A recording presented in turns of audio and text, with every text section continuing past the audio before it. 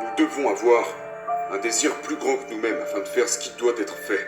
Mais ce n'est pas la discipline, c'est le manque de désir qui nous égare de ce qui est juste.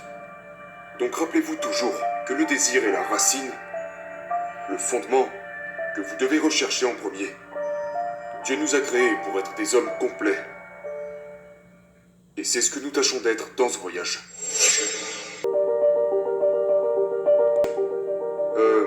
Récemment, un de mes bons amis était très découragé parce qu'il est en surpoids. Et il ne semble pas pouvoir se tenir à un bon régime alimentaire ou à une bonne routine d'entraînement. Et en fait, vous savez, on a tous un peu cette voix dans notre tête qui nous parle de manière négative. Du genre, mec, t'es vraiment pas un homme. Tu n'arrives même pas à te tenir à ça. Tu ne ressembleras jamais à ça parce que t'es juste addict au sucre et tu manques tout simplement de discipline.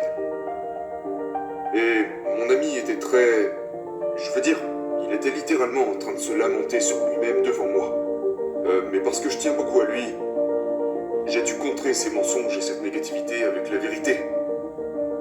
Et je lui ai dit, écoute mon frère, le manque de discipline n'est pas ton problème.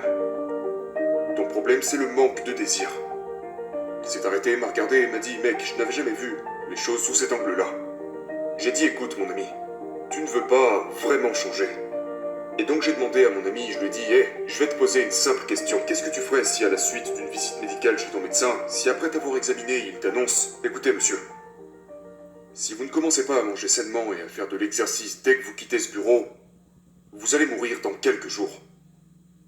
Mon ami m'a regardé et il m'a dit, mec, il n'y a aucun doute. Je commencerai à m'entraîner et à manger sainement à la suite de cette visite. Ce n'est pas une question de discipline, c'est une question de désir. J'aime la façon dont Yahushua le dit. Il dit, si tu m'aimes, tu conserveras mes commandements. Dans quoi est enraciné l'amour? Le désir. Conserver quelque chose ou se tenir à quelque chose ou pratiquer quelque chose est enraciné dans quoi? La discipline. Donc rappelez-vous toujours que le désir est la racine, le fondement que vous devez rechercher en premier.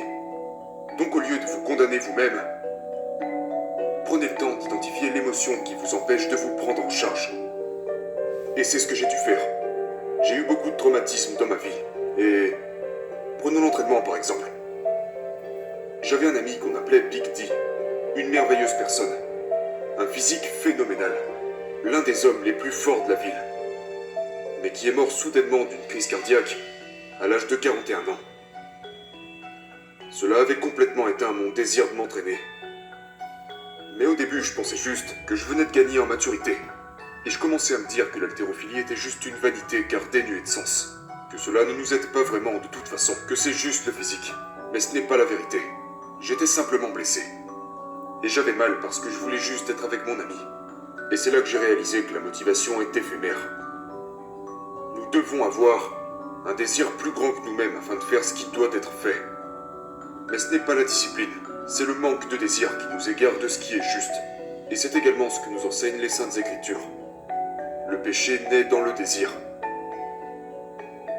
Mais le désir donne également naissance à la justice si nous désirons ce qui est juste. Donc une fois encore, je voulais juste prendre un moment pour vous encourager et vous faire savoir, arrêtez de vous auto-flageller. Aimez-vous. Trouvez la beauté dans la difficulté. Et comprenez qu'il n'est pas question de discipline.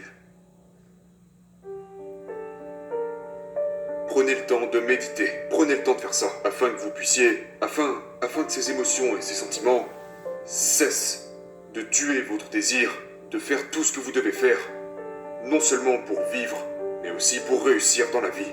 Donc à nouveau, rappelez-vous que c'est toujours la racine qui vient avant la nourriture. Même chose avec l'haltérophilie, c'est toujours le désir qui nous pousse à soulever cette charge et qui amène le muscle. C'est le désir de vivre et d'aimer vivre qui vous pousse à changer votre alimentation. C'est le désir de donner à votre épouse l'amour que vous éprouvez pour elle à l'intérieur de vous. D'exprimer un véritable amour envers elle et ne pas vous laisser entraver par la boîte de la masculinité. Dieu nous a créés pour être des hommes complets. Et c'est ce que nous tâchons d'être dans ce voyage.